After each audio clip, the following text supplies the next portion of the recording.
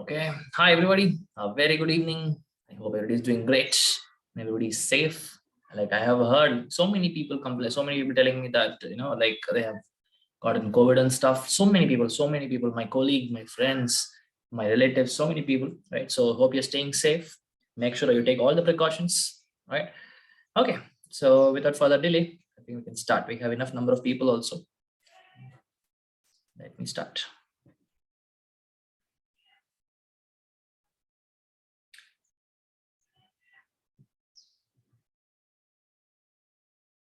All right. So last class, right, we dealt with something very interesting, right? So I think we started with what is this Maxwell distribution of molecular speeds, right? So we said that there are going to be three different velocities: most probable velocity, average velocity, and RMS velocity, right? We saw what exactly are they, and we saw the formulas of them, right?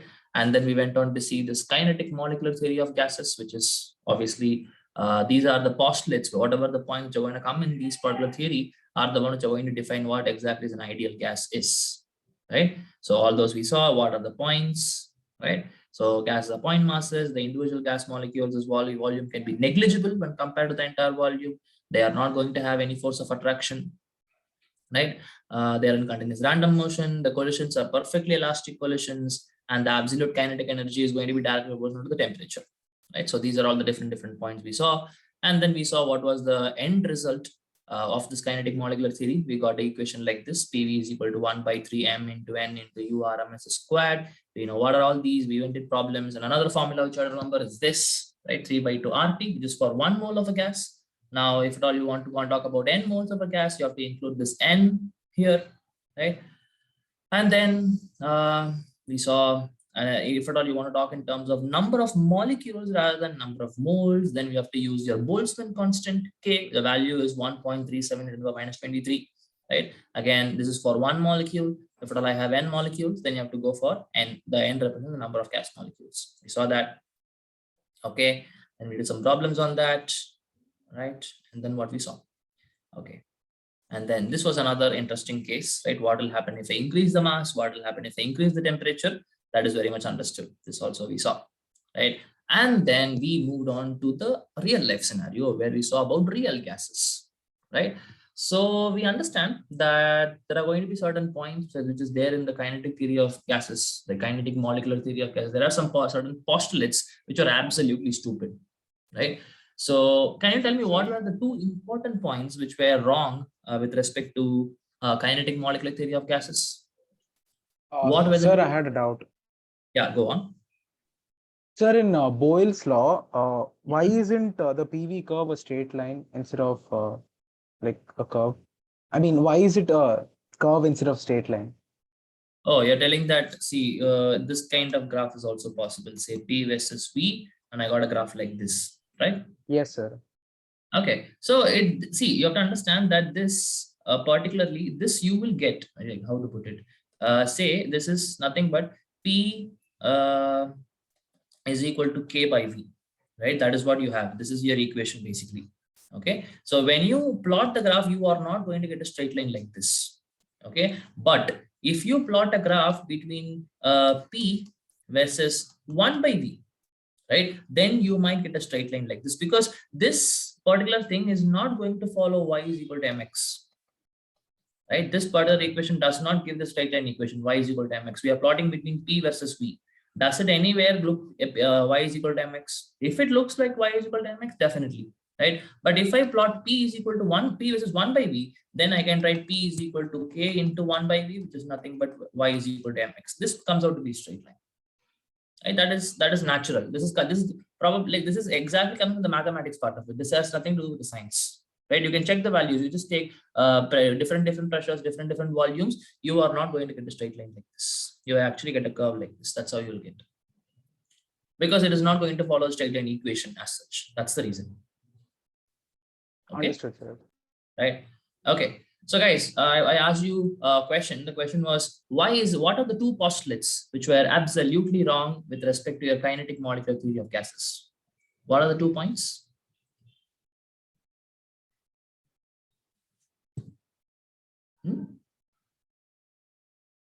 2 points which does not make sense at all. Did we do that? Did I tell you what are those points? Okay, I think I didn't tell you yet. There is. Okay, 1 point I already told you. What is the 1 point? So 1 point. PV is not a constant. No. That and all you are say observing in real life. You remember the different points regarding kinetic molecular theory of gases, right? Now one or two, like say two points does not make any sense at all, right? What are the two points? I would say at least 1 point I already told you, right? What is that 1 point which does not make any sense at all? And that is the obvious reason that why ideal gases are not in reality. Only we have real gases. What was the point? No force of attraction between the gas molecules. Correct, right? So one of the points said that there's literally no force of attraction between two gaseous molecules, right? Literally there is no force of attraction. Okay. Now, but in reality, we do see that they'll have some force of attraction. We cannot neglect the force of, even though it is less, right? We will not be able to neglect that particular force of attraction, right? Okay. So now how real gases deviate from ideal behavior? We saw two curves. One was P versus V, right? And we are expecting a curve for an ideal gas, something like this. And for a real gas, we're expecting like similar thing is happening, but the curves are not exactly matching, right? Okay. Second thing we saw was PV versus P, right? I know PV is constant, right? Whatever be the value of pressure, PV, the product of P and V is always constant. So for an ideal gas, you will get a graph that is a straight and parallel to x-axis, right? But for other gases, you see H2, helium, CH4, N2, all of them are really not actually coinciding with the ideal gas curve, right? So now we have some negative deviation, positive deviation, whichever part of the curve is above the ideal gas curve is what is positive deviation, and whichever curve is below the ideal gas curve is what is negative deviation from the ideal behavior, right? So we mentioned here the deviation can be positive or negative, right? Okay, now can we measure how much deviation is happening, right? Will we be able to measure how much deviation is happening? Yes, with the help of something called as a compressibility factor, right? Z. It is defined as the ratio of real volume divided by the ideal volume, right? And more specifically, we should tell the ratio of molar real volume divided by molar ideal volume. What is molar volume, people? Molar volume is nothing but volume occupied by 1 mole of a gas, right? Volume occupied by 1 mole of the gas. And we know Z should be equal to 1 for an ideal gas, because again, there is another way by which you will be able to represent your Z, that is nothing but PV by nRT, right? Obviously, for an ideal gas, PV is equal to nRT, right? So that value will come out to be 1 for an ideal gas, right? But for a real gas, you will understand that the Z value will be lesser than 1, or I would say it is greater than 0 or lesser than equal to 1, right? That is the maximum value can be 1 and minimum value can be 0, but 0 cannot be the value. It is greater than 0 or less than or equal to 1. All right. So there is another way by which also you can speak PV of the real gas divided by PV of the ideal gas, or you can also speak in terms of real pressure divided by the ideal pressure, right? And then, okay, this was the point, was actually very much stupid coming from kinetic molecular theory of gases, that between gaseous molecules, there is no force of attraction, or say there is no interaction at all, right? Now we can understand, we actually saw some cases where the Z value can be greater than 1 and Z value can be lesser than 1, depending on whether I have attractive force or repulsive force, right? So we understand that if there is attractive force, right? Okay, the case when there is no attraction, so this molecule will be able to go hit the walls of the container with a greater force, very high force, because nothing is holding it back, right? But if at all I have attractive force, this molecule is trying to go hit the walls of the container, but it is getting dragged back, right? So obviously the force with which it is going to hit the walls of the container is reduced. Thereby we can tell that the real pressure is obviously going to be lesser than the ideal pressure. So in this case, you will see that the Z value is going to be lesser than 1. And case 3, when you have repulsive forces dominating, right? In that case, this molecule is going to trying to move in this direction, and this molecule is pushing it in this direction, thereby helping it move faster, right? So it is going to go hit the walls of the container with greater force, right? So the real pressure in this case would be greater than the ideal pressure, and now you will see that the Z value will be greater than 1, right? Fine. So this is where we stopped last class. Okay, we'll continue now, right? Fine. So we understood, what kind of deviations you are seeing: positive deviation, negative deviation, And will you be able to measure the amount of deviation? Yes, with the help of compressibility factor, we'll be able to measure that, right? Now, what are you going to see is what other deviations can be there, right? Now, say with the help of this compressibility factor also, right, you will be able to get some insight into how much deviation is happening like this. Say, if I plot a graph between Z versus P, right, different pressures, I'm going to plot the Z values. Okay, right. Now for an ideal gas, we know for sure that the Z value is going to be equal to 1, right? This is 1, the Z value is equal to 1. This is definitely for an ideal gas, whatever be the pressure, right? Ideal gas will have a compressibility factor of 1. That is that we already understood, right?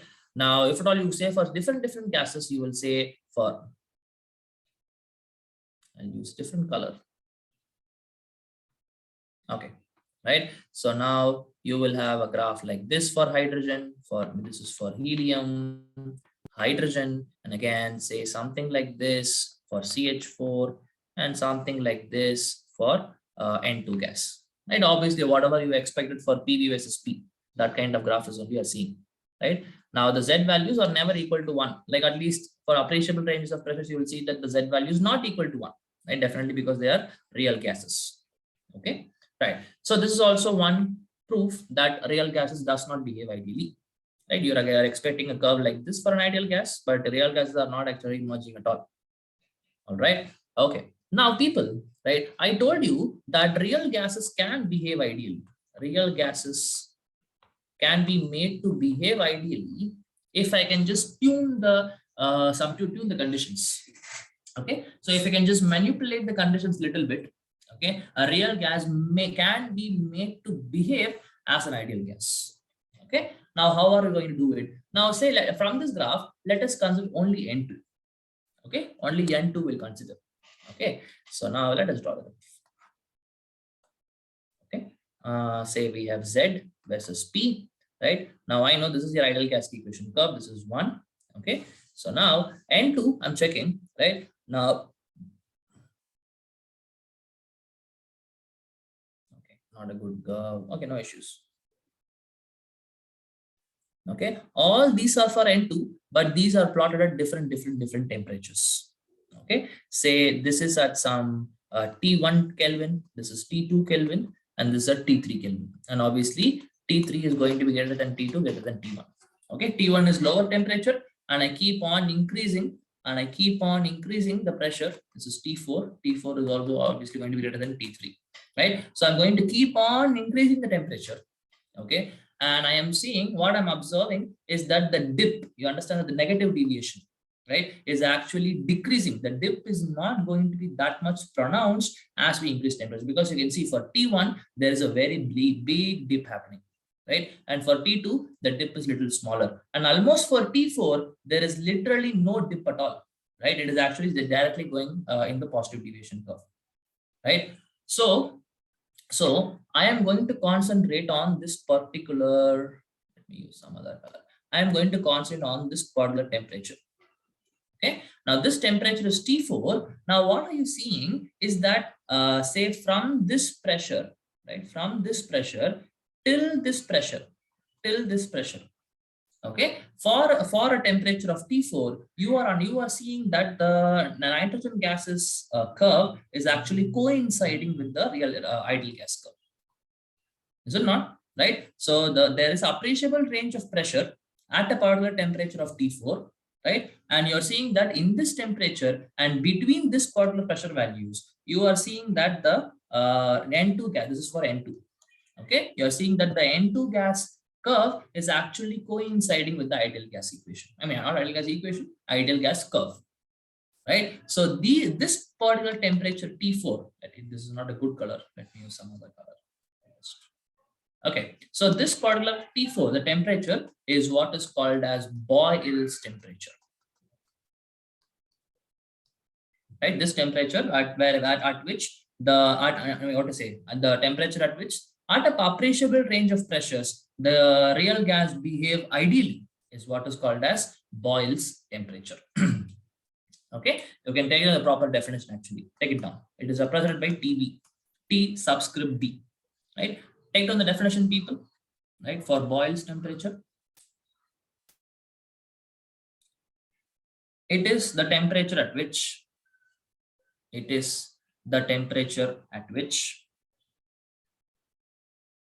a real gas can behave ideally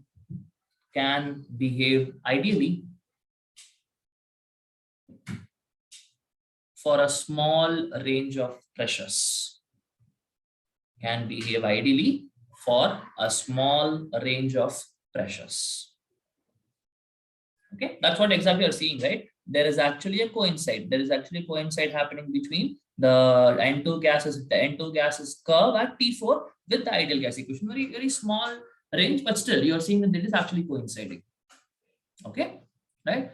Fine. Now you understand that this is actually happening at very high temperatures because T1 is very low. Actually, it's almost like some 0 degrees Celsius. And you can see that the T4 value will be around some 100 or 200 degrees Celsius. I'm just giving you some random values. Okay. So what I understanding is at low temperatures, there is literally no way that a real gas can behave ideally. Right. But when I slowly increase the temperature, right? And now at a higher temperature, you are seeing that there is a possibility. There is a possibility of a real gas behaving like ideal gas. Right. Now the question is, why is it that is happening only at higher temperature, and why is it not happening at lower temperatures? Right. And one more thing also you have to understand that it is also happening only at very low pressures. Is it not? The pressure values here are very, very high. Right. At very high pressures, what you're seeing, there is no coincide happening. Right. But when I have very small pressure values, right, when I have very small pressure values, only in those pressure values you are seeing that there is actually a coincide happening between your real gas and ideal gas. Okay, so we are understanding that real gas can behave ideally when I have low pressure and high temperature. Okay, real gases, this is a general statement again, right? Real gases can behave like ideal gases when we have very low pressure and very high temperatures. Okay, right. Now we have to understand why is like this happening. Why is the opposite is not true? When I have very high pressures or when I have very low temperatures, why is it that the real gases are not able to behave ideally? Is the question we have to trying to answer. Okay, right. So for us to understand this, right, for us to understand why is it that only at low pressure and high temperature there is a possibility of real gas to behave ideally, right? For us to understand this, we have to understand what are the two major mistake points. What are the two flaws, or say the points which are to be flawed in your kinetic theory of gases, right? The first point we already know. One is no force of attraction. I say no force of attraction. No force of attraction between the gaseous molecules. This is the first point. The second point, which is absolutely wrong, is the volume. Right? We told that the volume of individual gas molecules are negligible. Right? The volume of individual gas molecules are negligible when compared to the volume of the whole gas, when compared to volume of the whole gas. Or I can also tell that it is the volume of the container, because whatever is the volume of the container, that volume will be occupied by the entire gas. Right? So these 2 points are the ones that are going to be absolutely wrong, right, from the kinetic theory point of view. Right? So we already understood, we have already proven this point definitely, that there is going to be some force of attraction or repulsion depending on what is the situation there. Right? So that is why you're seeing that the Z value can be greater than 1 or lesser than 1. That we understood. Right?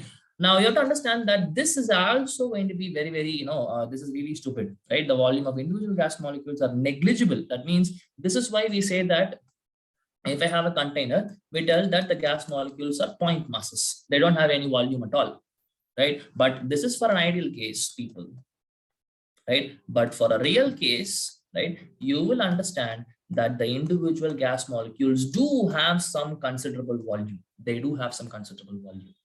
Okay. Now, how do I prove this to you? Now, this can be proved, right? This statement can be proven that the statement is absolutely false. That means the individual gas molecules indeed have some volume, right? That can be proved because gases can undergo liquefaction, right? We know that gas can be liquefied. A substance in gaseous phase, we can do something to that and it can go into liquid phase, right? So we understand that liquid molecules will have some certain amount of volume, right? Is it not? You will not be able to neglect the individual liquid molecules volume, right? If you're not able to neglect individual liquid molecules volume, obviously you will not be able to neglect your gaseous molecules volume also.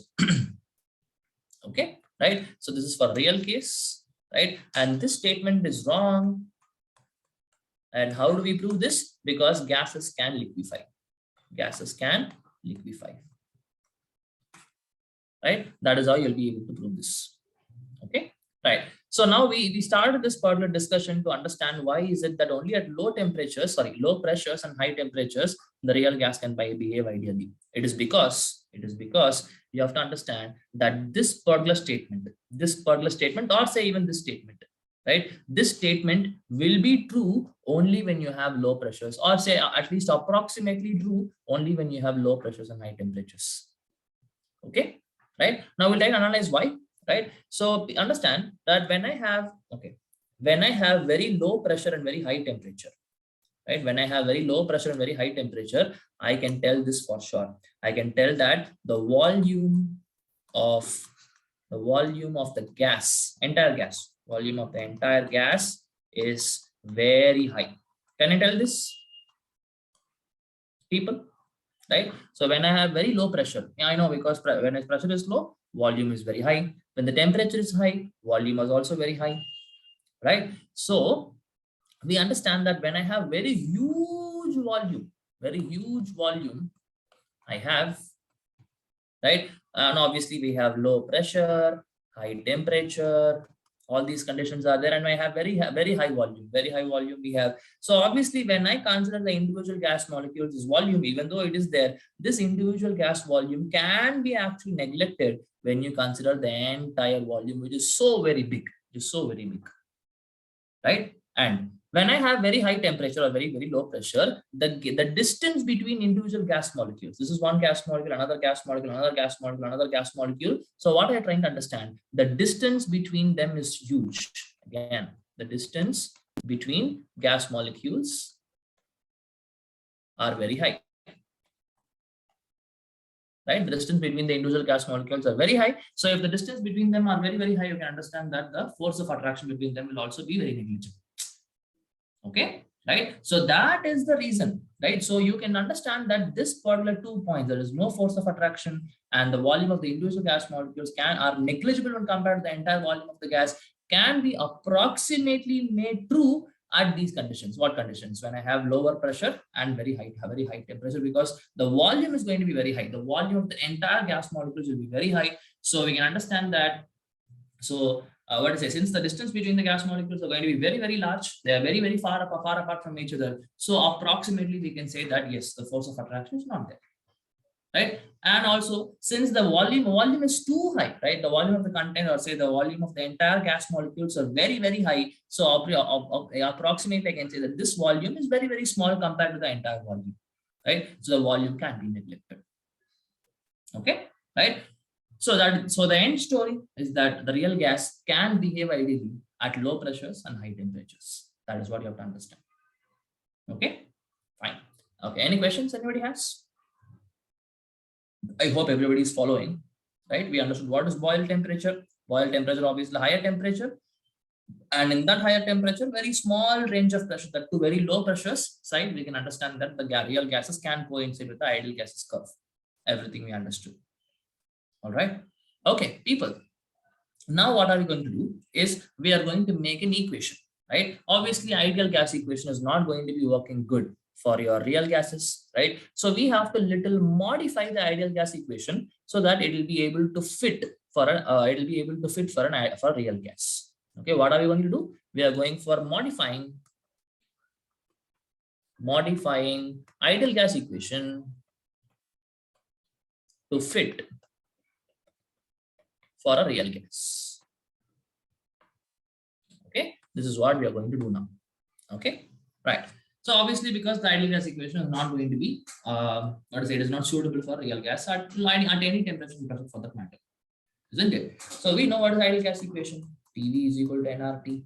This we already know, right? So here we are going to do two things, right? The modification is going to be in two ways. One is going to be in terms of pressure. So we are going to correct the pressure. Pressure correction is going to come, right? And also we are going to have a volume correction.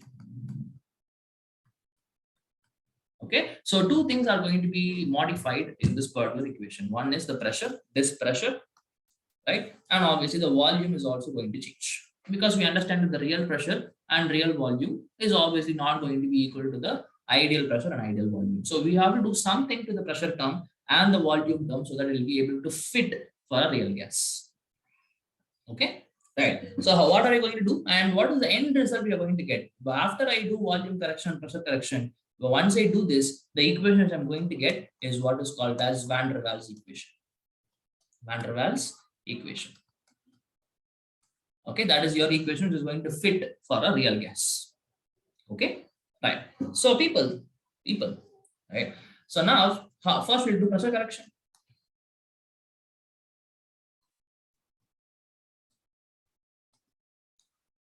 Okay, right. So what we need to understand is, because of the attractive force, we have already mentioned this point, right? Because of the attractive force, we are going to take only attractive force into the picture. The repulsive forces we are not going to take into the picture. Again, that is a flaw of Van der Waals equation. Okay, Van der Waals equation takes into account of only the attractive forces. Repulsive forces are negligible according to Van der Waals equation. That can again be a flaw. That can be a demerit of this particular equation. Okay, so we understand that the ideal pressure is obviously more than the real pressure because of attractive force. This point we have already established. Attractive forces. Right? The ideal pressure is obviously going to be greater than the real pressure because the molecule is dragged back little, so it will not be able to go hit the walls of the container with greater force. So that way we can say that the ideal pressure is obviously greater than the real pressure. Okay, right. So what we need to understand is, I can tell it like this, right? So ideal pressure is equal to some real pressure plus something. Is it not? The ideal pressure is equal to the real pressure, some plus something. Okay, plus something, and that if you add that particular value here, and this entire thing will be equal to the ideal pressure. That is very much understood. Okay, right? Fine. Now what we need to understand, this is a correction term. This is your pressure correction term. Right? So we have to add the pressure correction term to the real pressure so that it is going to become equal to the ideal pressure.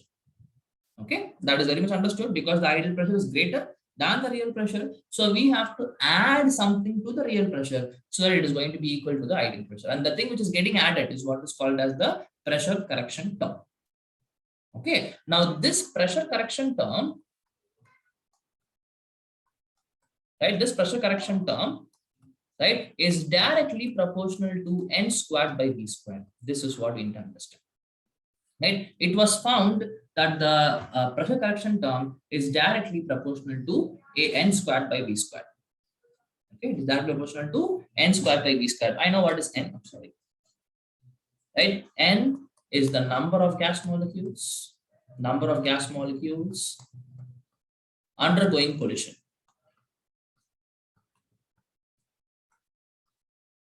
Undergoing collision. Right? And obviously V is the volume. Okay, right? So we understand the pressure correction term is going to be directly proportional to the n squared by v squared. Now, if at all you want to understand why exactly it is going to be directly proportional to n squared by v squared, because you have to understand that as many number of collisions I can have, right? If at all at a particular volume, how many collisions are happening, that much the pressure will be reduced. Is it not? Because when the collision happens, the molecule comes very close by, okay, and it wants to go back, but it will not be able to go back because there is attractive force. Hope that makes sense to you. Again, I repeat.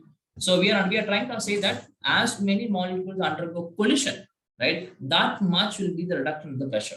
Why? Because once the molecule comes and collides, and this molecule wants to go hits the walls of the container, it will not be able to do so because it is not getting attracted by this molecule. Okay, so that is the reason why you understand the pressure is reduced. Okay, so we are trying to understand how many molecules are undergoing collision per unit volume. Okay, in per unit volume, how many molecules are undergoing collision, that much will be the decrease in pressure, because more and more attractive force will be there. Okay, right. So we understand that this is okay. So the pressure correction term, right? Now, since it is directly proportional, let me put a constant. Okay, now that constant is A, right? So the overall pressure correction term is A n squared by v squared. And this A is what is called as van der Waals constant. Van der Waals constant.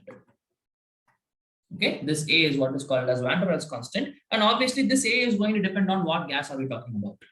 Okay, this A is going to depend upon what gas are we talking about, right? Now you have to understand, people, this A is coming out of attractive force, is coming because of attractive force existing in the gas molecules, isn't it? Right? The A is coming because of attractive force coming in the molecules, coming in between the molecules, isn't it? So we can tell that I told you that different gases will have different A values, right? Now this A, if at all I ask you, say CH4 is there, ammonia is there, right? Which will have a higher A value, right? Say, even though you don't the exact values of ammonia and methane, but you'll be able to tell that ammonia will have a higher A value, right? Now, how am I able to say this? It's very simple. We are talking about between two gas molecules, what kind of attractive forces are there, right? And I told you that this A comes out of this, A comes because of the attractive forces, isn't it? So you have to understand that A is directly proportional to the strength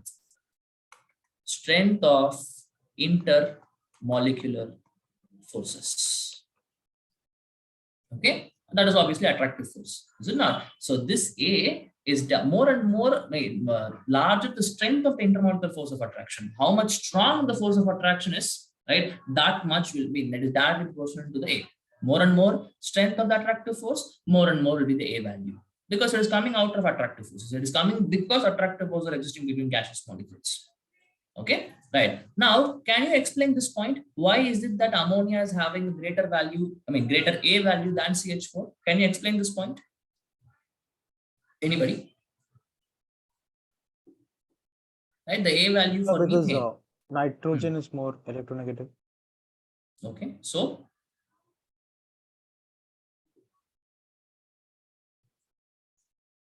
because nitrogen is more electronegative, then because of that.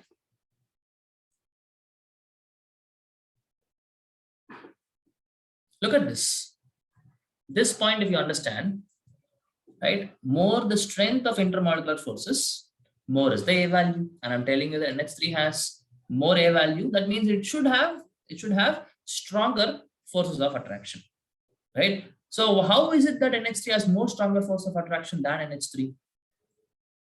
Sorry, than CH4.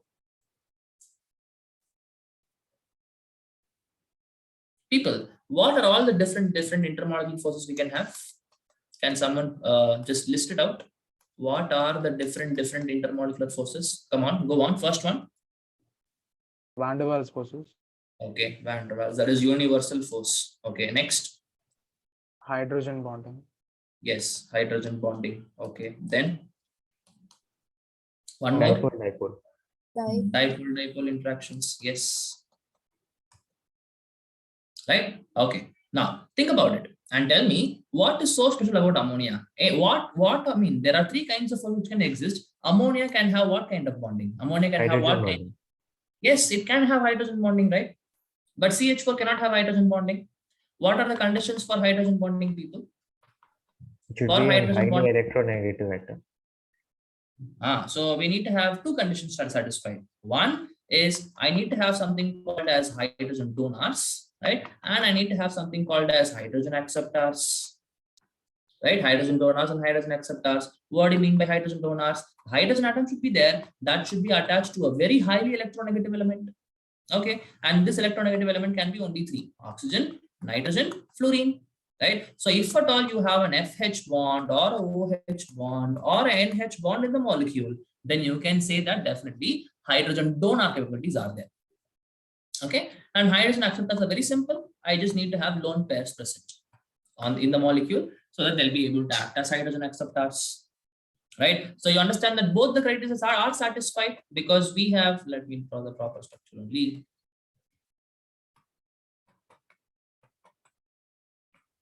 Okay, we have NH bond, hydrogen donor capabilities are okay, right? And also we have nitrogen to have a lone pair in ammonia, right? So both the conditions are indeed getting satisfied, is it not? So that is why we say here hydrogen bonding is possible.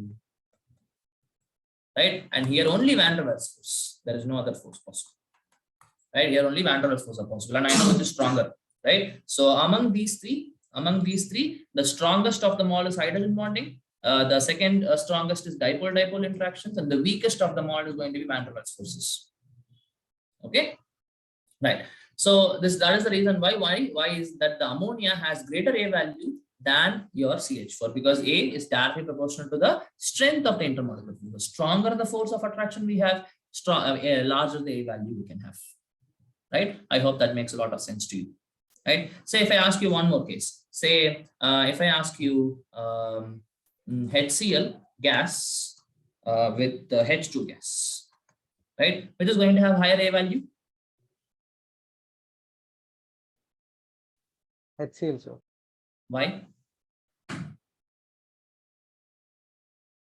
Correct. HCl is going to have a higher A value. Okay. Why? Sir, because isn't like hydrogen bonding, right? Hydrogen bonding, what are the criteria? I should have only these three bonds. CL-H bond, no hydrogen bonding. Can you repeat the question? So what I'm asking is, I have HCl gas and hydrogen gas, H2 gas. I was also asking which is having a higher A value, and I got an answer that this one, HCl is going to have a higher A value than H2. Why is the question? Sir, is it because it's polar? Yes, if I have polarity, what kind of force of attraction you can have? Dipole-dipole. That's it. Guys, you just have to speak only in terms of these three. That's it. Right? Obviously, this will happen for all polar molecules, right? This will, you know what, when will hydrogen bonding happen? That is understood. Van der Waals forces will generally happen for non-polar molecules, right? How do you represent a dipole-dipole? I have HCl like this. I know I'm going to have a del negative, del positive because of the electronegative difference. The electron cloud will be more towards chlorine because it is more electronegative. Let me take another HCl gas, another HCl molecule. This will have a del plus, del minus attractive force between the del minus of one chlorine and the del plus of next hydrogen. Attractive force. This particular attractive force is nothing but your dipole-dipole interaction. Right? So obviously your HCl gas has dipole-dipole interactions, which is stronger than H2, which is going to have only van der Waals forces. So again, that is the reason why HCl is going to have a higher A value than your A value, than H2, because it's going to have only van der Waals forces. Right? Okay. I hope that makes a lot of sense to you. Look, questions can come like this, people. They'll give you 2 gases, or they can give you 4 or 5 gases and ask you to arrange them in the order of A value, which is going to have higher A value, which is going to have lesser A value. All that you have to understand is what is the intermolecular force. And you know, different intermolecular forces will have different strengths. Whichever is going to have a stronger force of attraction will have a higher A value. As simple as that. Okay. Right. Any questions anybody has? Okay, I suppose everybody is following. Yeah, go on. Sir, in NCERT starting, there are London forces, like force of attraction between molecules. So yeah, no, nothing. Everything comes under van der Waals forces. Okay, London forces and whatever you have other than that, everything is a type of van der Waals forces. Okay, I have already explained you how exactly van der Waals force comes into the picture.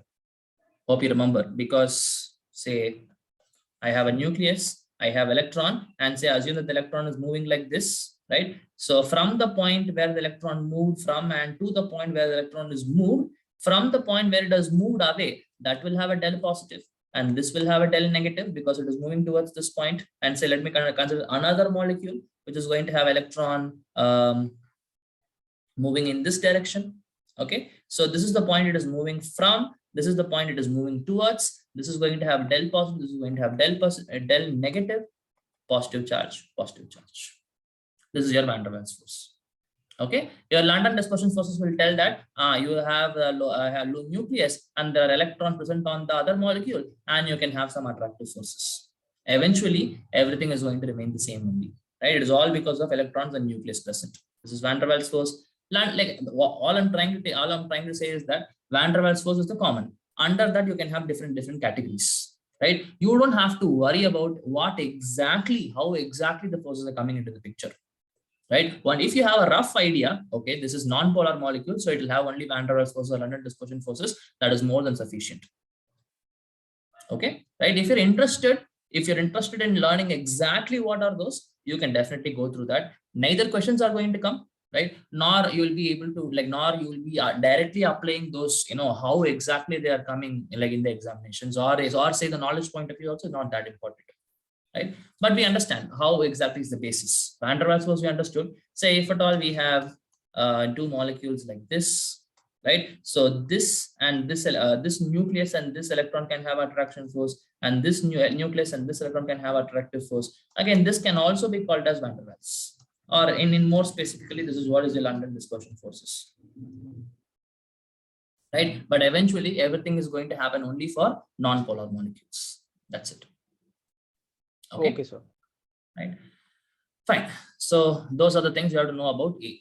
Right, so now the pressure correction term is done. Right, now the pressure correction is done. So let us rewrite the ideal gas equation now. Right, so the ideal gas equation comes like this. So we understand that the real pressure plus A n squared by V squared is the total. This entire thing is the ideal pressure now, and that into the volume is equal to nRT. So we have done one thing. Pressure correction is done. Okay, A n squared by V squared is done. Okay, now let us see what are we going to do for the volume correction. Okay, right. So people, now if you see volume correction, okay, right. So there is a derivation for this. Okay, how do you do the volume correction? But you don't have to worry about it. Okay, nobody is going to ask you the derivation. Maybe in physics it might be a little important, right? But for chemist point of view, the derivation is not important. The final equation is what is important. Okay, but if you're interested, you go through it, and if you have any doubts, you can ask me later. Okay, now we don't have to waste time on how are you going to derive it and stuff. You'll not worry about it. Okay, so the overall sense is like this. See, now, okay, now let me consider ideal case where we have point masses. Okay, and let me consider with your real case where we have actual volume possessed by the individual gas molecules. Okay, right. Now, if I just consider this particular gas molecule which is having zero volume, right? And if I check what is the volume which can be traveled by this particular gas molecule, again I repeat, right? I am going to check, I'm going to take one gas molecule in the ideal case, right? One gas molecule in the ideal case, okay? And I'm going to check what is the volume which it can travel, right? And you will understand this, excuse me. Right, so this particular gas molecule can actually travel the entire volume. There is no restriction at all. Right, this particular gas molecule can travel the entire volume. No doubt about it. Why? Because we understand that these are all 0, 0 volumes. Right, so they are not going to occupy any space at all. Right, so this individual gas molecule in ideal case can actually travel the entire volume occupied by the gas, or the entire volume of the container, right? But say if I consider in real case, I take one individual gas molecule, and if I check what is the volume it can travel, right? So can I tell that this cannot travel the entire volume because this space is occupied, this space is occupied, this space is occupied, this space is occupied, this space is occupied. Right, so it cannot travel the entire volume. So it can travel, say the how to put it, the volume traveled or volume traveled can be equal to volume of the container.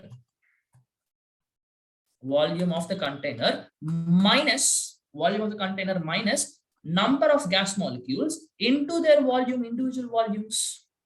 Volume of individual gas molecules. Individual, okay, so like don't worry about the spelling, volume of individual gas molecules, is it not? Because this is the entire volume available, right? In that some volume, and everything is occupied. So this particular gas molecule will not be able to travel the entire volume as in the previous case. There'll always be some restriction because some volume has already been occupied by the individual gas molecules, is it not? So I hope this statement is very clear. The volume which can be traveled by the individual gas molecule is equal to volume of the container, obviously not the entire volume it can travel, minus how many number of molecules you have, into the number of individual gas molecules volume, right? This is the volume available for the individual gas molecule to travel.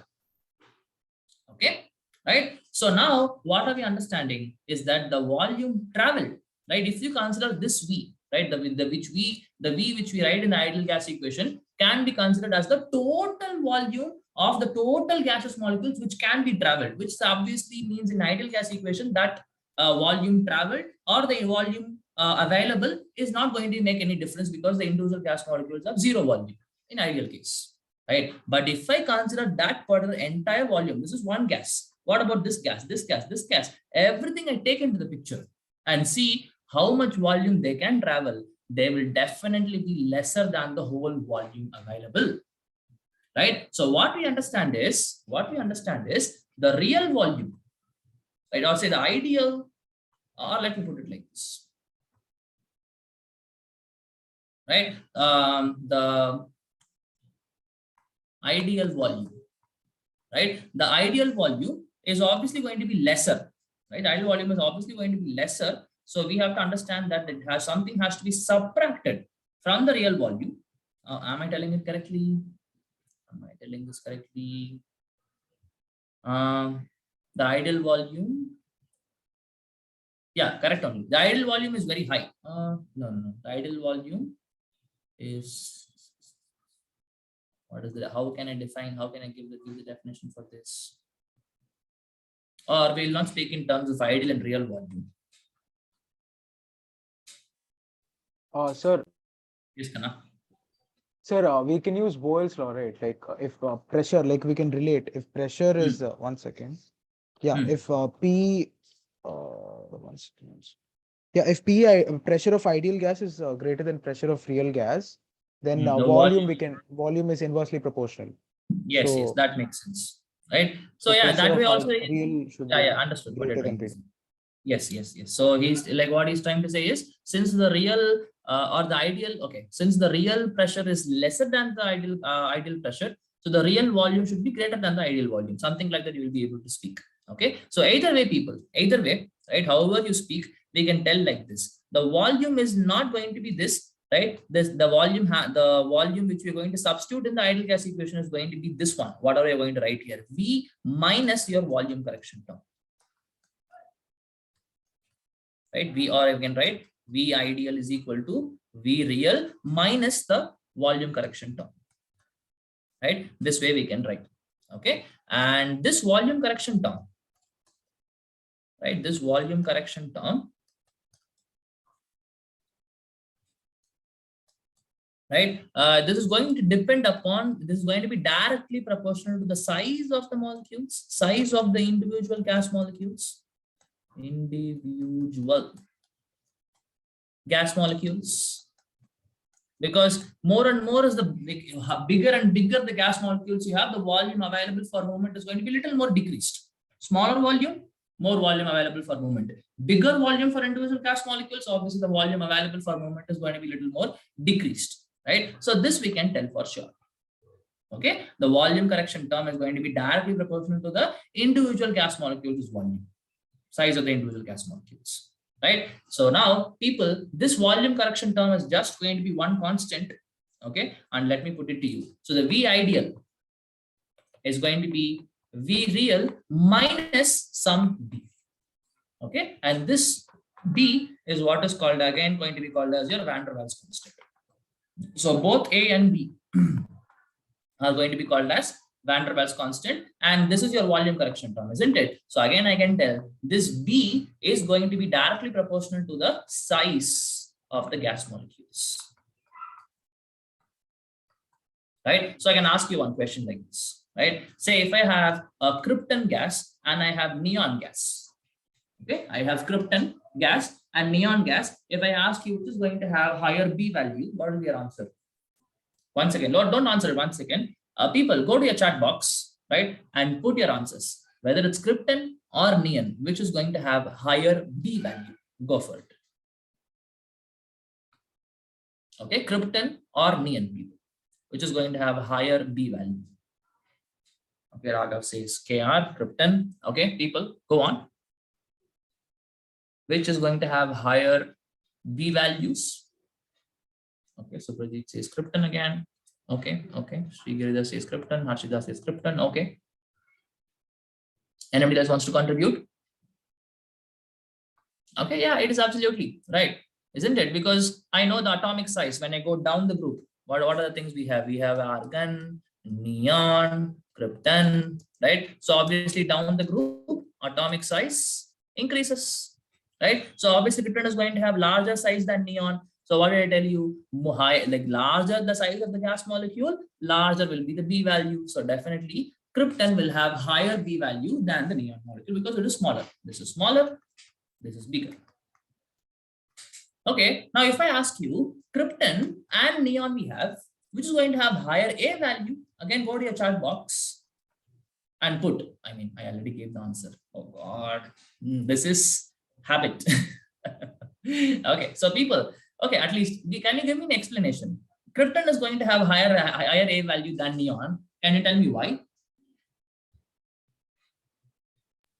Sir, Krypton is going, shouldn't it yeah. be the opposite?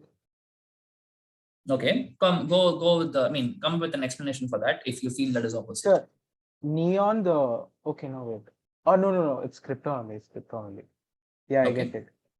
Fine. Yeah, it's krypton because like the electrons are far away from the nucleus, so that like the two molecules can basically the force of attraction increases in that way. Okay, fine. Then, it is not because the electrons are far away from the nucleus.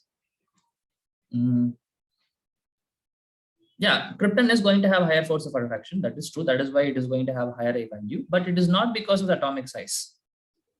It is. Anybody else wants to contribute? Any answers?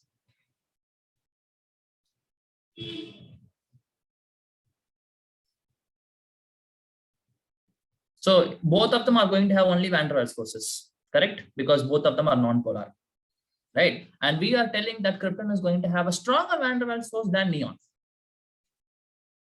So what is the basis for having a van der Waals force? What is the basis? Okay. The clue is if you can relate. Yeah, go on. So the more number of electrons, van der Waals force increases. That's it. That's it. Yes, correct. Right. So people, now all that is there is that the more electrons, if it is there, I can have van der Waals forces. More and more number of electrons, I can have very high, like more and more number of electrons will be moving, more and more number of the dipole will be created, and obviously more and more will be the van der Waals force. Okay, right. So in this case, krypton is going to have higher A value because it is having more number of electrons than neon. Right. So obviously more number of electrons, stronger van der Waals force. Stronger van der Waals. Yeah, tell me. Sir, for the volume correction term, could you explain, like you drew that box and all, could you explain that again? I'm sorry. Yeah. Right. So what I'm trying to tell you is the individual, okay, this is ideal gas situation where the individual gas molecules volume is 0. Right, and this is a real situation where the individual gas molecules do have some certain volume, finite volume. Okay, so we are talking about the volume which can be traveled by individual gas molecules. Okay, now in this case, this particular gas molecule actually can travel the entire box, entire container. Why? Because we say that this particular gas molecule has no volume. Literally, individual gas molecules has no volume. So there is no place where this cannot go. It can go anywhere inside the container, right? But in this case, there is going to be some individual volume. So it can go here, it can go anywhere, but wherever there are gas molecules, that place it cannot touch because there is the volume is already occupied. That place it cannot go, right? So that is why we say that the volume which can be traveled by a real gas is actually less compared to a ideal gas. That's what we're trying to say. Yes, understood? Yes, sir. Okay, good. Right. So people, so we have, this is the overall equation now. V ideal is equal to V real minus B. But please understand that we are talking only about 1 mole of a gas, right? But if at all we have n moles of a gas, we have to write it like this. V ideal is equal to V real minus NB. Okay, this is the actual equation of the remember, right? V minus NB is what we have. Okay, N is the number of moles. Okay, so people, can we now rewrite your ideal gas equation perfectly with the volume correction term and the pressure correction term? Pressure correction term we already wrote, right? Let us write the volume correction. So P plus, you can write P real, or it's understood when you just write P. Okay, now we're talking only about real gases, right? So P plus AN squared by V squared into V minus NB is equal to nRT. This is your van der Waals equation. Right? So P plus AN squared by V squared into V minus NB is equal to N into R into T. Right? And you are not going to get any questions from this. Okay, you are not going to get any questions from this, but they will ask you, what is the significance of A? What is the significance of B? You must be able to tell. Okay, you must be able to tell what is this thing. And I like the unit of A, right? What is the unit of A? You have to understand.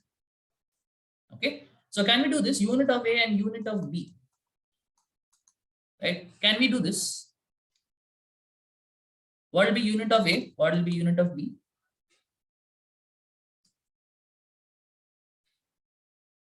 Okay. Can you do this homework? Or you can 2 minutes. Or you can tell me after the break. You have a break, no? What in some time? I think you're gonna have the break in another 5 minutes. Okay. So in that break time, tell me what is the unit of A and what is the unit of B. Okay, right? So with this, and I want to know this one also. What is the deleted portion for this chapter? Is there any portion deleted from this chapter? Can you just check it and tell me now?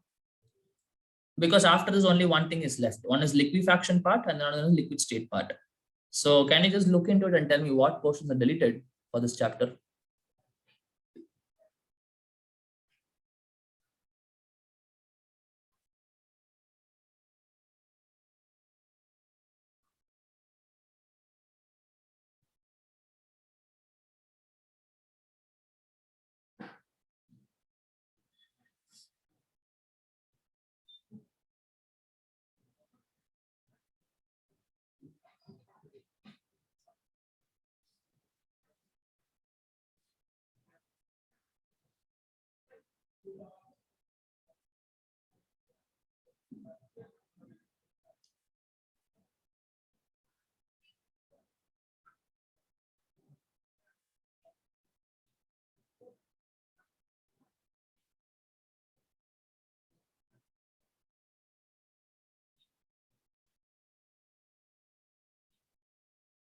No portion deleted. Everything is there.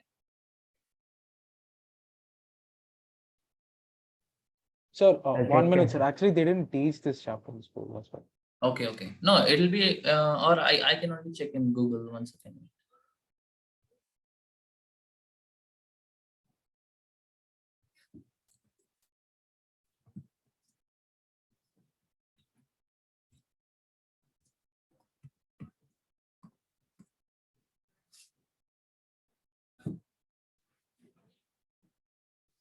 The let's syllabus portion for 2021.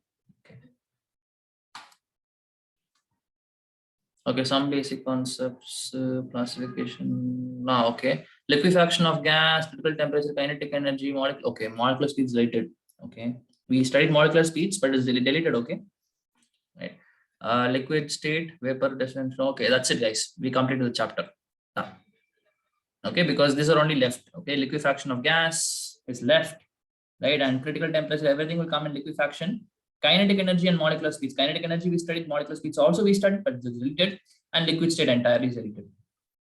Okay, so we don't have to worry about it. We have already completed the chapter. Okay, so after the break, yeah, tell me. Shall I tell the units? Yeah, you can tell the units. Or wait, let everybody try. We'll just go for the break. We'll come back by 6:10. Time is exactly 6 o'clock now. Okay, we'll meet by 6:10, and then we'll continue. Okay, guys. Right. Let me stop sharing here. Let me mute myself and switch off the video, and I'll be back at 6:10. You also be back. Thank you so much.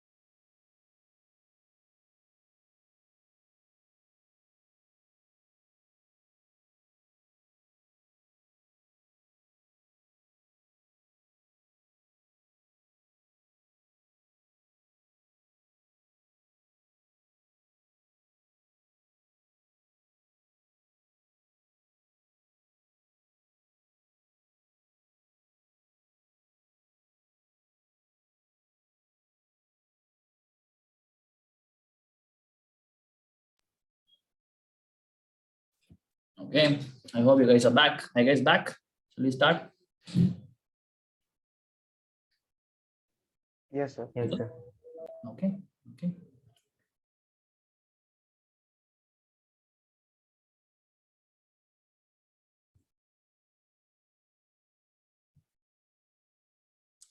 Okay, so yes, did you do this? What is the unit of this? Unit of A?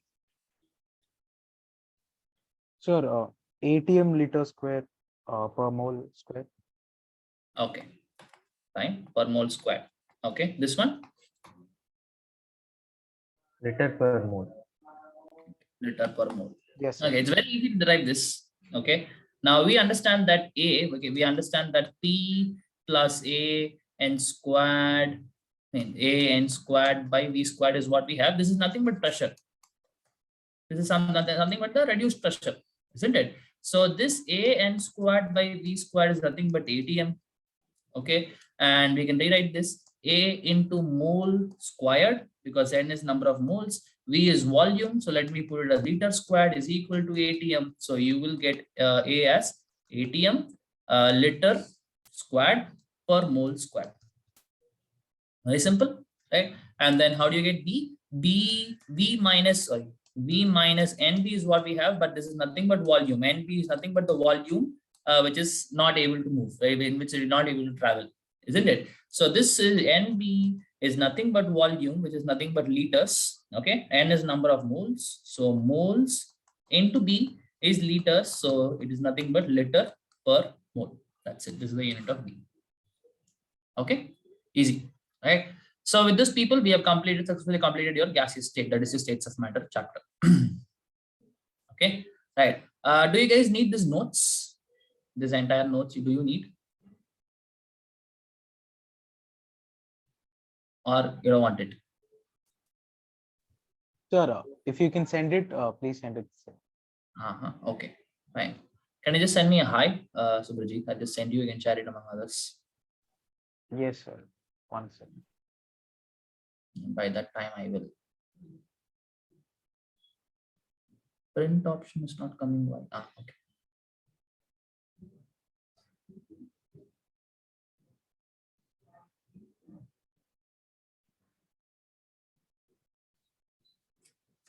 So this is SOM notes.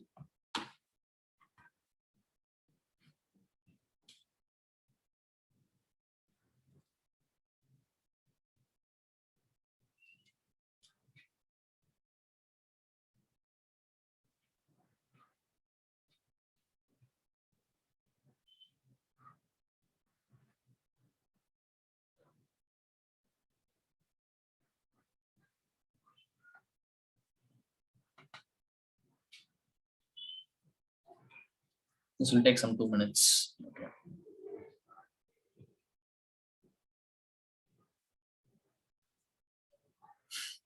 Okay, start.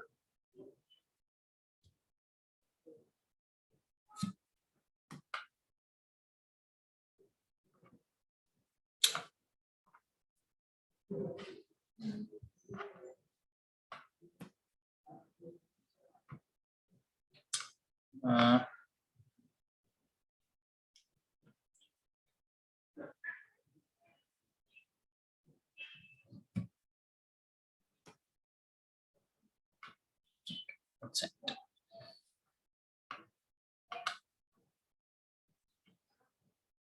Okay, so it will be coming to you and you can forward it to others.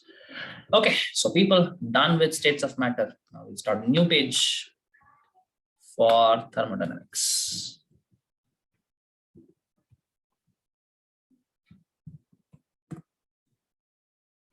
Thermodynamics. Okay, A will not come.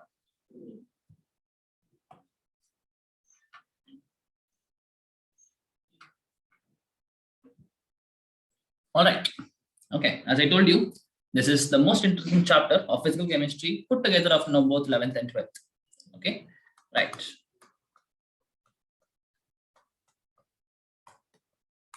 Right, people. So what I think most of you in your schools it would have been completed, right? So let us try to, like a little more insight. We'll try to get more than whatever you have learned in your school, right? Let us try to get a little more insight about this chapter, okay? Along with obviously necessary things, right? So people, thermo we know is heat, right? Dynamics means movement, right? So we are going to study about this heat movement across something.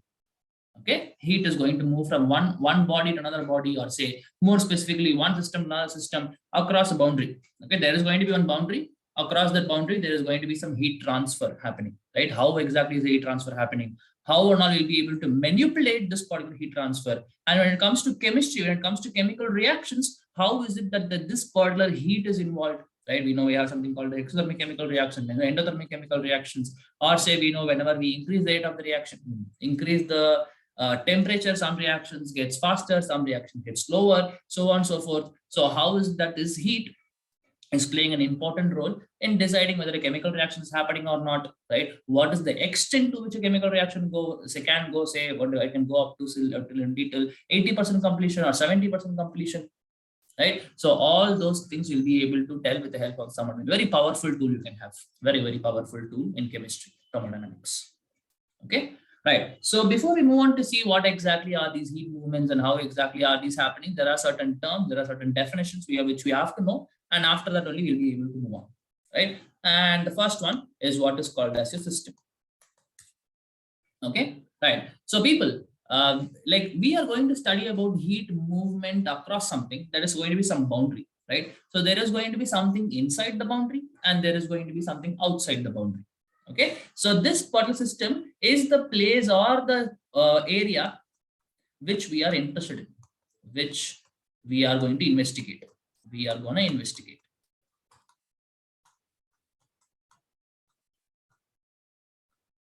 Okay, say for example, our entire body can be a system. Okay, our entire body can be a system, and whatever. Okay, let me combine these two together.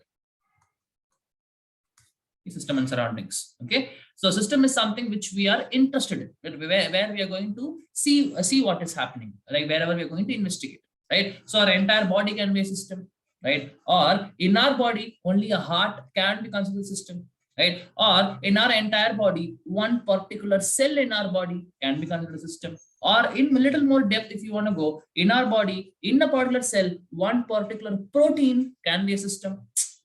Right, so it is all about what we want to study, right? And whatever is outside that system, right, whatever is not part of the system is going to be called as surroundings.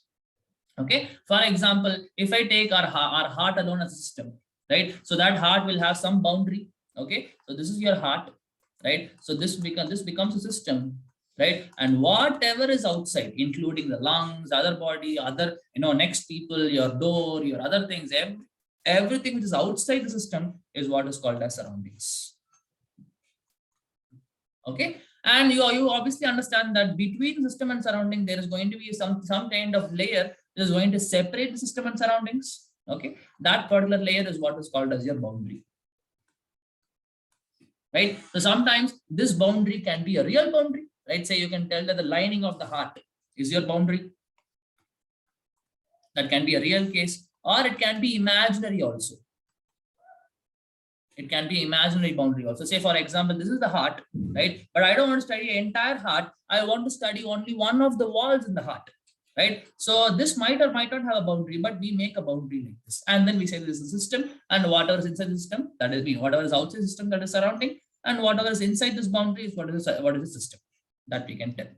Okay, so this boundary can be real, that is actually existing, or you yourself can make a boundary for yourself and tell that is the boundary, that is an imaginary boundary. Okay, and this famous quote, you always know that the system plus surrounding is equal to your universe. Right, so whatever the system, you take that, and whatever is outside the system, you take that. Obviously you're going to get the entire universe with you. Right, this is a very famous statement. Okay, right, now what are we going to see is what are all the different types of system we can have. Types of systems. Okay, so the first one is what is called as an open system. Okay, S bar M system. Okay, shortcut for system, S bar M system. Okay, so we have something called as open systems. Okay, so in open system, I can give you an example. Say we are cooking something, right, in an open vessel. This is open. Okay, right. So now assume that we are boiling water. Okay, this is water. Okay, and we are heating water, and in an open vessel, right? So what you have to understand is, in an open system, two things can happen. One is that the heat transfer can happen. Is it not? Because you're heating it, the water gets heated up, right? So from the surroundings, this is your surroundings, right? From the surroundings, the heat is going inside, and the water molecule is gaining the particular heat, right? So you understand that from the surrounding, the heat is getting transferred to the system, or it can be opposite side also. Say we have some amount of very hot water, right? This is hot water.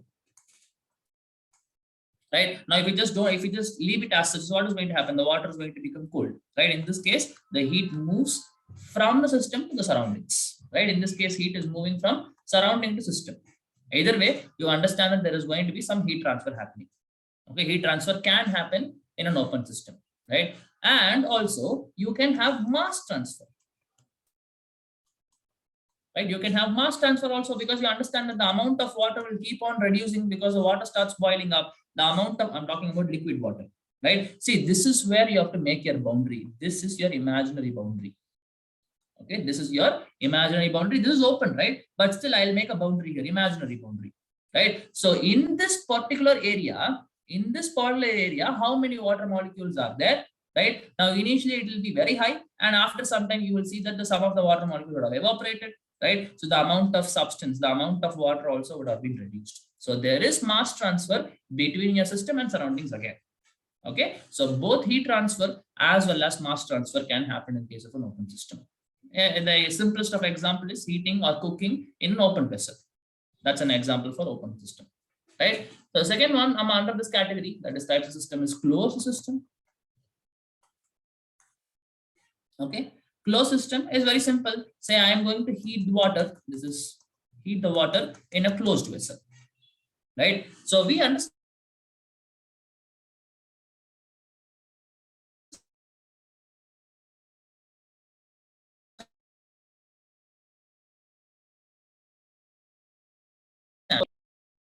right? So definitely heat transfer can happen, right? No issues at all, because the molecule will get heated up, no issues at all. But what about mass transfer? There, because it is closed, right? Whatever is the number of molecules of water inside, right, that is going to stay constant. It is not, because nothing can escape, right? So here mass transfer cannot happen, right? Mass transfer cannot happen, but heat transfer, yes, it can happen in a closed system. Okay. Right. And at last, we have something called as an isolated systems. Right? An isolated system is something like I have a glass of water. Oh, this is not a glass. Right? Normal room temperature, not, the water is not cold, water is not hot. Right? So normal room temperature, we have some water in a tumbler, right? And that is closed. Lid is closed, everything is closed, and you're going to just keep it like that. Okay, and you're not doing anything, right? So obviously in this case, no heat transfer cannot happen. And obviously mass transfer also cannot happen. Okay, right? Heat transfer cannot happen, as well as mass transfer also will not be, like, cannot happen. Okay, so we have open systems, closed system, and isolated systems. Actually, we have one more. These are what are called as adiabatic systems. Okay, in adiabatic system is very simple. Like adiabatic system example can be a thermoflask. Thermoflask, you know what is thermoflask, which you use for, you know, storing coffee or tea if at all you're going for traveling and you want the coffee to be hot for a longer amount of time, right? Use a thermoflask, isn't it? So we understand that in adiabatic system, heat transfer cannot happen. No heat transfer, because heat cannot go out. The water will not become hotter, or say the coffee inside the thermoflask will not become hot, will not become cold. Whatever amount of heat it has, that is going to stay as such. Right? And mass transfer can happen, obviously, because you can pour the coffee, or you can, you know, add more coffee to that. Mass transfer can happen in an adiabatic system. Okay, so these this thermoflask can also come in the isolated system. Thermoflask can also come in an isolated system. Yeah, depending on what condition you're seeing it. If at all I say that I'm pouring water from thermoflask, that time we can call it only adiabatic system. But if at all you're going to keep just the stuff like that, if you're just going to keep it and nothing to do with it, obviously it's going to become an isolated system. It is all about at what condition are you seeing. So at that, I mean, at different conditions, same system can behave as an isolated or adiabatic system. That can happen. Yes. Okay, Sir, Yeah, go on. sir, I don't understand the difference between isolated system and closed system. Isolated system and closed system. Okay. Yes. See, isolated system, what we have is this water is at 25 degrees Celsius, room temperature, and this is room. This is your now outside temperature is also room temperature, 25 degrees Celsius. Okay, and this is closed. Okay, now what are we seeing? This is a 25 degrees Celsius. The outside temperature is also 25 degrees Celsius. So obviously, no heat goes out, no heat comes inside, no heat transfer, right? And since it is closed, right, you understand that the amount of water molecule, the say inside, is not going to change. Whatever, say 100 molecules are inside, 100 molecules will be inside no matter what. That 100 is not going to change. So no heat transfer, no mass transfer.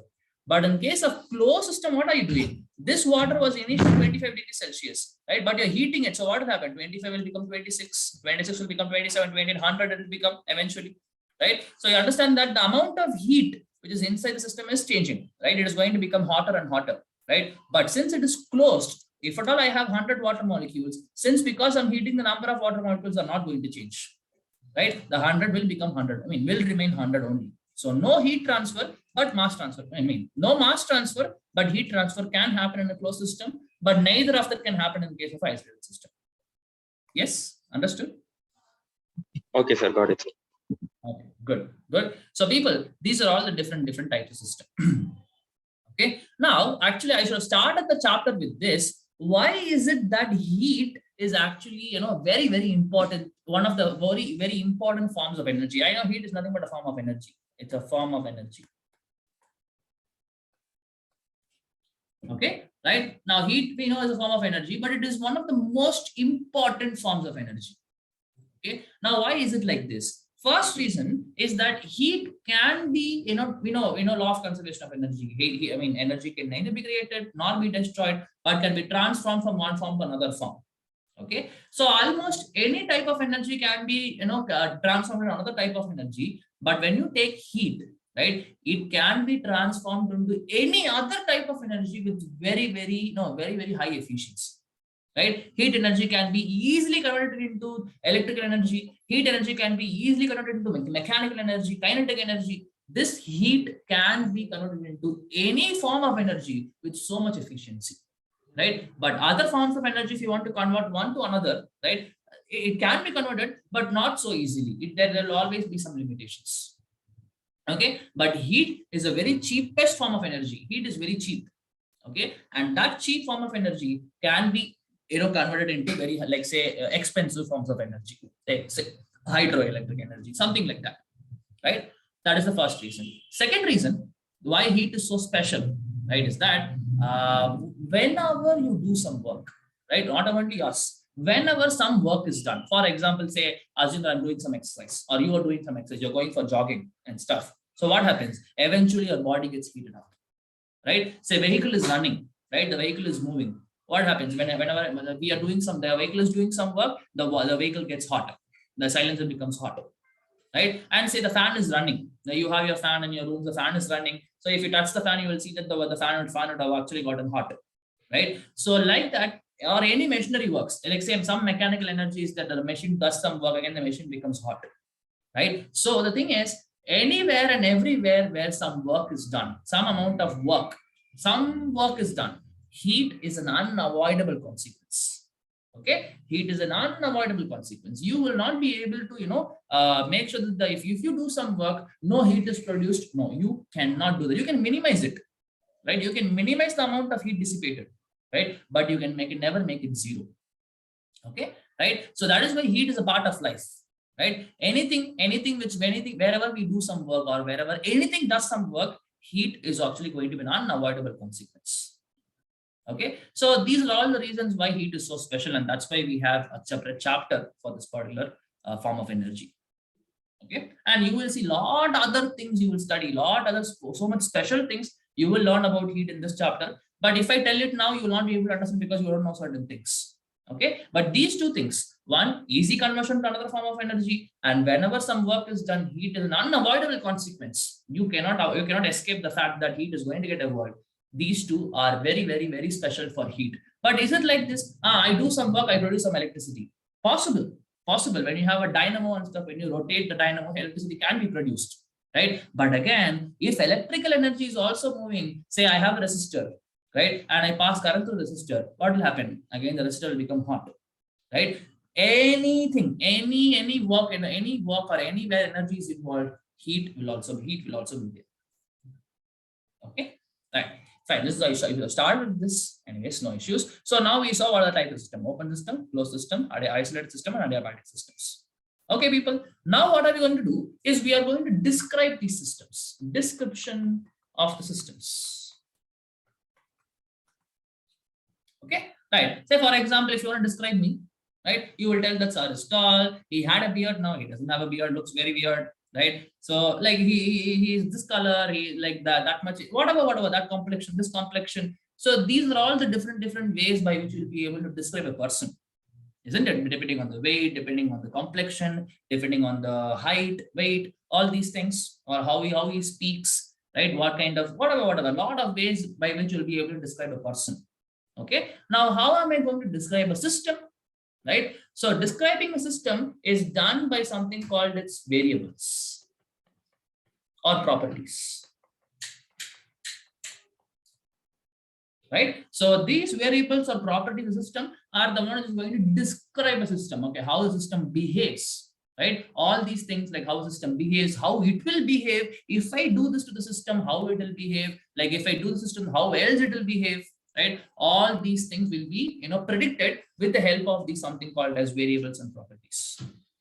Okay, right. So these variables or properties I'm going to use for description of the system. How I'm going to describe a system with the help of these properties or variables. These can be of two types. Okay, now first one are what are called as intensive properties, and the other one is what is called as extensive variables or extensive properties. Okay, intensive variables or intensive properties, or extensive variables and extensive properties. Okay, now for us to understand this, let us take an example. Okay, right. Say we have a container which contains water. Okay, this is water. Assume that I have some 100 ml of water. Okay, now what I'm going to do is I am going to transfer it into 4 different test tubes, or say 3 different test tubes. Okay, I'm going to transfer this amount of water into 3 different test tubes. Okay, say here it is fully filled. Okay, here it is some half filled. Okay, here it is very less amount. Okay, say here it is 50 ml. Okay, here it is 20 ml. So 30 ml, and here it is say it is 20 ml. Something totally 100. Okay, now if I ask you, what about the number of moles? If I ask you number of moles, right, will it be same here? And what I'm trying to ask you is which one are the variables which will change is what I'm asking, right? What are the properties of this particular beaker of this water in the beaker will change or will not change? Say for example, if I ask you number of moles, right, will it change after transferring? Will the number of moles change after transferring? Yes, sir. No, sir. Yes, right? Because you understand that. See, overall, if you check overall total number of moles here will change. But I'm asking you, or let me put it in this way for you. Right? Say, I'm doing it like this. Okay, I have some 100 ml of water. Okay, now I have transferred it and to make it into 50 ml of water. Okay, now tell me, will the number of moles change? Yes, sir. Between this and this, definitely it will Yes, change. sir. There is no, right? Because here I have very high amount of water and here I have a lesser amount of water. So number of moles will change. Okay, what about volume? Volume actually you can easily see here. Here it's 100 ml, here it's 50 ml. Definitely it will change. Right, now what about temperature? If I ask you what about temperature, will it change between this and this? Ideal situations. Okay, don't think too much, right? And just tell normal on layman's language, right? Or say No, sir. temperature will not change. Say for example, if the water is at 25 degrees Celsius here also it will be 25 degrees Celsius only, right? The temperature will not change, right? So temperature will not change, right? What about density? Density will it change or not? Here I It have will some change. density. Density will be different or same? So it'll be same, sir, because the ratio is Right, constant. because it is water. At the end of the day, it is some water. I know density of water is constant, 1 gram per ml. Right? Here it is 1 gram per ml. Here also it will be 1 gram per ml only. Right? So again, density will not change. Right? So people, what are you trying to understand here is that there are certain properties, there are certain variables, okay, which are not changing when the amount is changing. Here I have more amount of water. In the 100 ml, in the bigger container, I have higher amount of water, and here I have lesser amount of water. Okay, so there are certain properties which are actually changing, when the amount changes. Like for example, number of moles, volume, all these things will change, right? But there are certain properties or variables, even though you change the amount, right, that particular property is not going to change. Example, temperature, density, all these stuff are actually not going to change. Okay, so that is where we have extensive and intensive properties. Intensive properties are independent of the amount of substance, independent of amount, right? Whether I have like a higher amount or lower amount, that higher amount or lower amount will have the same variable. Say temperature here will be same, right? So the intensive right, I and I in the intensive variables are independent of the independent of the amount. Say temperature, density, all these are the examples. Okay, and extensive properties obviously are going to be the opposite, which are dependent on the amount. When you change the amount of substance, definitely these extensive properties values will also change, right? They are dependent on the amount of substance. Okay, example can be volume, number of moles, the amount of heat. Okay, you'll talk about this in a little bit, but don't worry about it now. Okay, so all of these things will actually change when the amount changes. Okay, so those are what are called as intensive properties. They are independent of the amount of substance. Extensive properties are going to be dependent on the amount of substance. These are the example also. Okay, now for 100% description, that is, I want to know anything and everything about the system, right? Nook and corner, the astrology, the future, whatever it is, I want to know anything and everything about the system description. Right now, thermodynamics is a very powerful tool, people. We just need 3 simple things, right? 3 simple things we need for us to know anything and everything about the system. Okay, all that we need is 2 intensive properties, 2 IPs we need, 2 intensive variables or 2 intensive properties we need, and we require the number of moles of the particular component present in the system.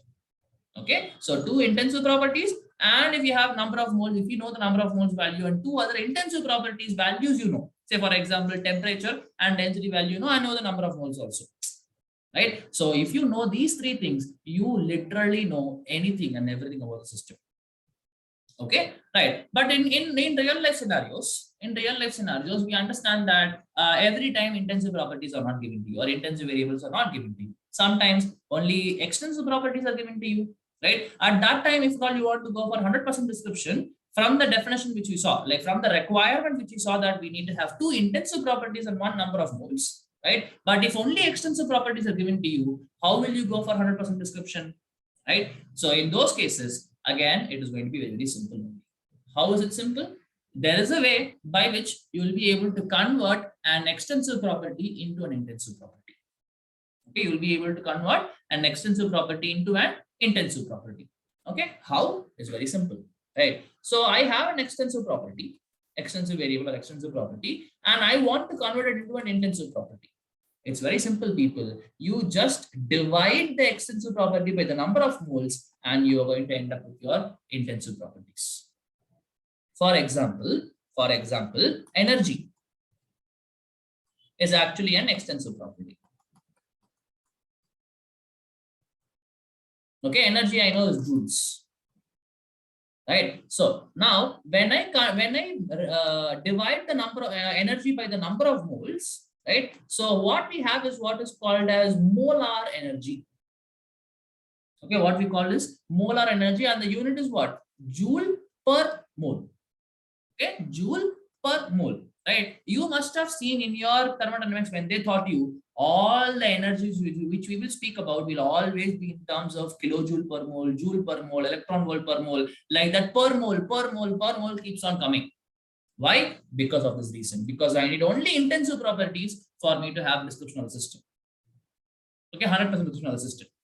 Okay, so any extensive property, if you divide by the number of moles, that will convert itself into an intensive property. Okay, because we are not mentioning the amount. 1 mole is the amount, right? So in that, how much ever you want, you do, right? So since we are defining the amount and that is going to be constant, definitely that extensive property is now going to become an intensive property. Another example I can give you, volume, I know is an extensive property. You divide by volume by the number of moles, we are going to get molar volume. Again, this is going to be an intensive property.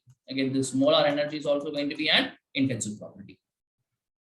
Okay, right? So any extensive property given to you, if you want to convert into an intensive property, you just divide the extensive property by the number of moles. You're going to end up with an intensive property, which is not going to change with the amount.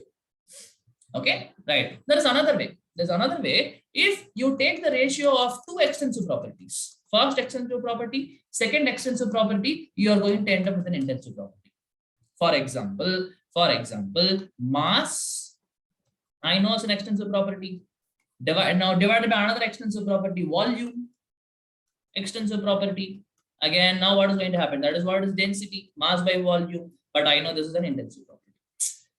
Okay, so if two extensive properties are given to you, if you just take the ratios, that is also going to become an intensive property.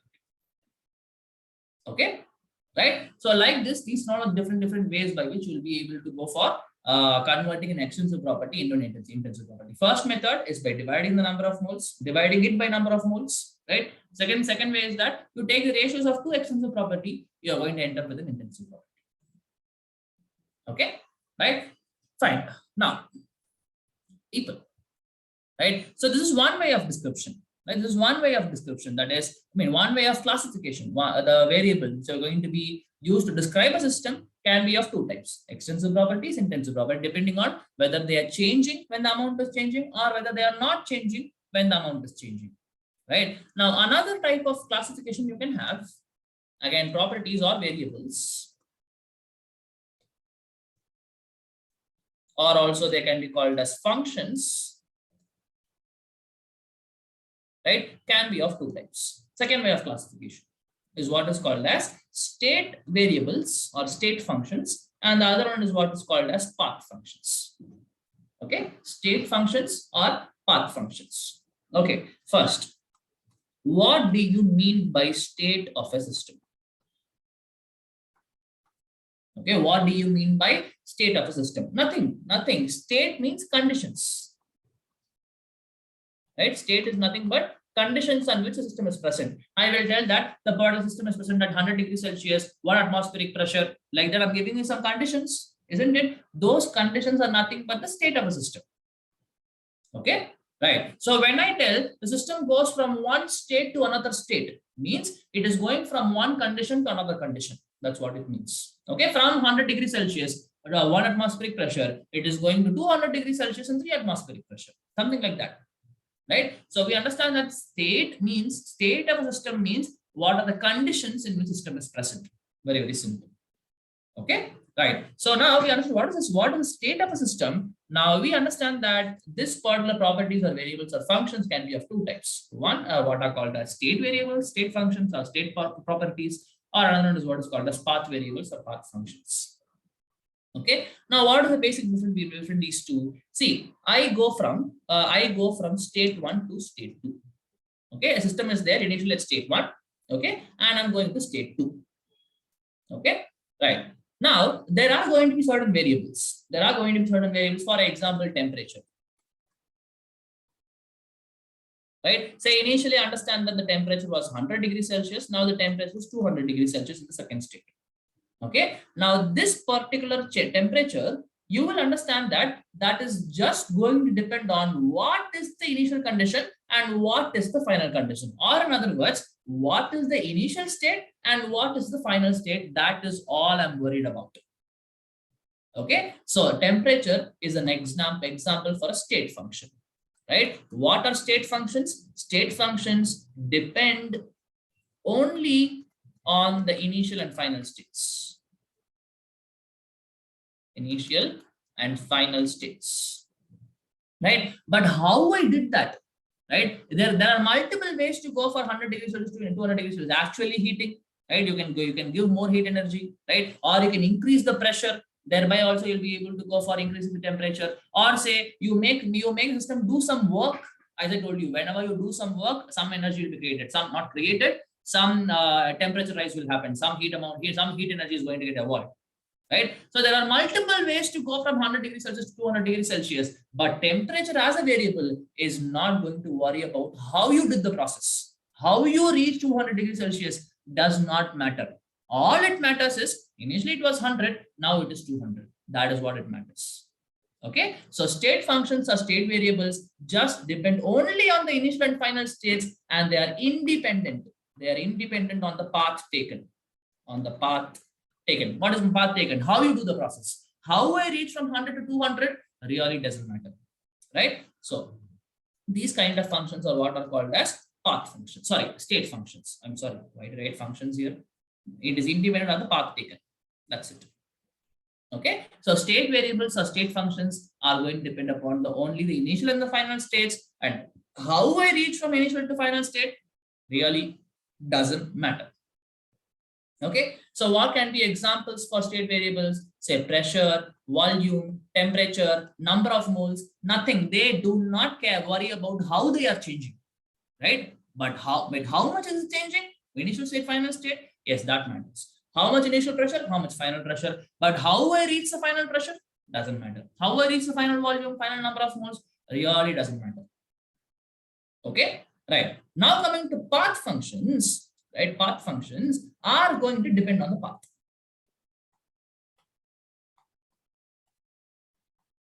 Right now, obviously, what is the initial state and what is the final state? Obviously, that matters. But how I reach from state 1 to state 2, that also matters for path functions.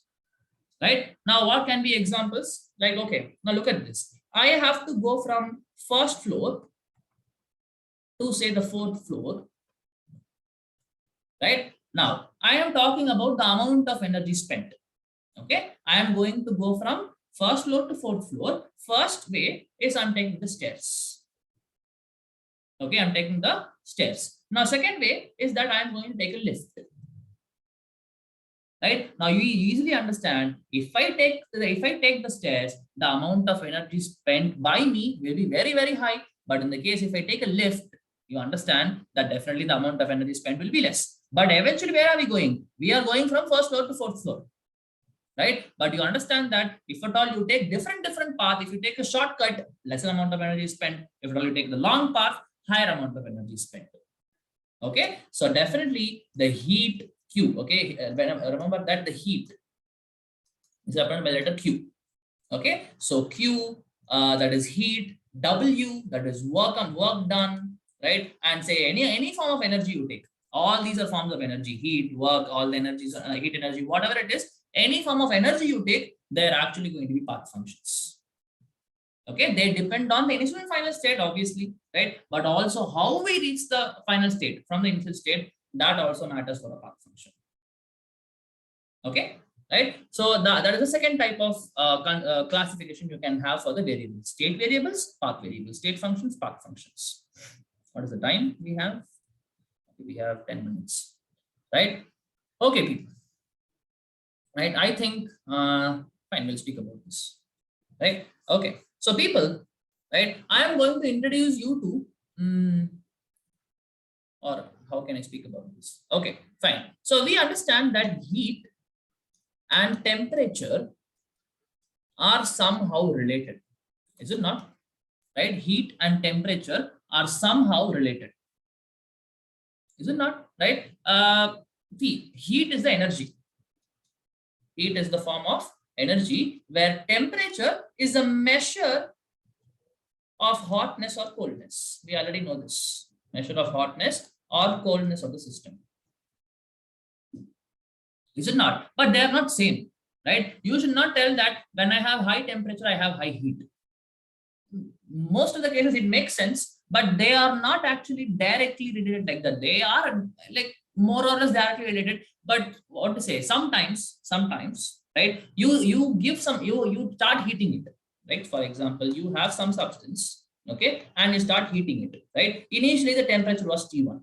Okay. Now, even after 5 minutes of heating, this T1 might not change, but you're still supplying heat energy. Heat energy is keeping on supply, right? But you understand that irrespective of the fact that the heat energy is getting supplied, but the temperature is not changing. Sometimes it can happen. Okay, right? And another case is that, say, I have something with me, right? And I'm heating it. Okay, so initially it was at 25 degrees Celsius. It is going to go to 100 degrees Celsius in say 5 minutes. Right now, in another case, I have some other substance. This is say substance 1. This is substance 2. Right now, see, we understand that here, say I'm heating it. Okay, initially at 25 degrees Celsius. Now it is going to go to 100 degrees Celsius in 2 minutes itself. Right. So how the amount of heat is varying along with the temperature might be different for different substances. Okay, so that is why we have to actually have a concrete relationship between this heat and temperature. Okay, between this heat and temperature, we need to have some concrete relationship. Okay, right? Fine. So people, we know this for sure. Q is directly proportional to T. That is for sure, right? Higher, I mean, if I'm going to give high amount of heat, say the temperature is going to rise. That is a normal general statement. Okay, right. So to remove the proportionality sign, I am going to introduce a constant. Okay, that is C. Okay, or in other words, let me put it like this. Right, rather than telling that Q is directly proportional to the temperature, can I tell it is directly proportional to the change in temperature? Only if you have change in temperature, you will be able to say that, okay, there is an amount of heat change also happening. Okay, so Q is directly proportional to the temperature. I mean, change in temperature.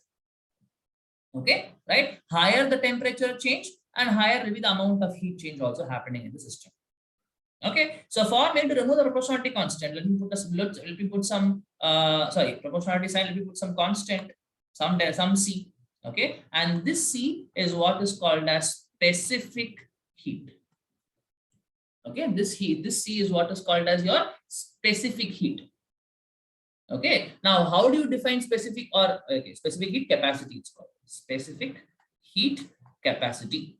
Okay, this C constant, the C which we put here is what is called as specific heat capacity.